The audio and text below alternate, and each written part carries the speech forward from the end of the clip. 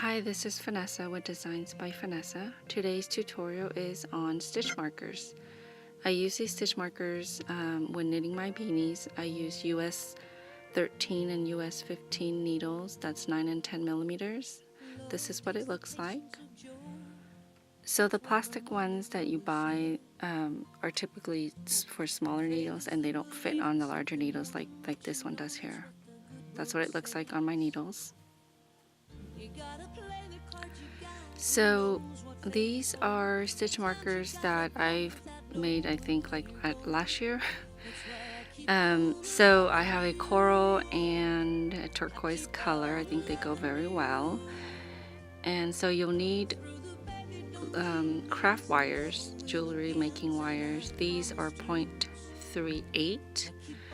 And I have links to all of the products in the original blog post, and that's in the description box. So you need a piece about 5 inches. So cut your piece, make sure it's 5 inches, but you can go with any size you like. You'll need some little beads, and the beads go at the very end right there. And then the crimping beads sort of hold them all together. Now the crimping beads are really tiny. I have a few in different colors, so I'm using the darker silver color, and I have some beads here. So again, you can use a pair of sharp scissors, or you can use a wire cutter. I like using the scissors because I feel like it cuts pretty well because the wire is so thin, and I get a closer cut with scissors than I do with the wire cutters. You'll need a flat nose or something flat that you can crimp the little crimping beads. So just something you can crimp the beads together. And let's get started then.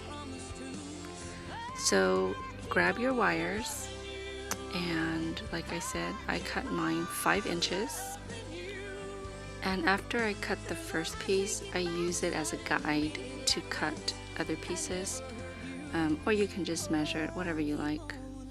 So I'll cut it right there, and like I said, I like using my scissors. And then, so what you want to do is grab your wire and fold it in half so that the tips meet, and you don't want to squeeze the loop part because it'll create a crease on the end. So I'll be using these little beads. They're similar to the one I showed you in the beginning of the video, but I buy these beads at Michael's. Michael's or Joann's. They always have great sales on their beads, and when they have sales, I can go a little crazy. So these are all beads that I've hoarded at Michael's or Joann's. I'll probably never use them all, but for this tutorial, I'll use these beads right here. As you can tell, I really like these colors.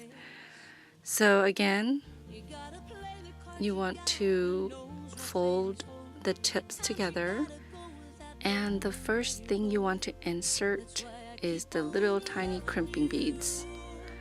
So fold the tips together, hold it, and then grab your crimping beads. And sometimes I use a small plier to sort of hold it, but I'm gonna try and use just my hands. So I got the little crimping bead in both of the ends. Oops, I dropped it.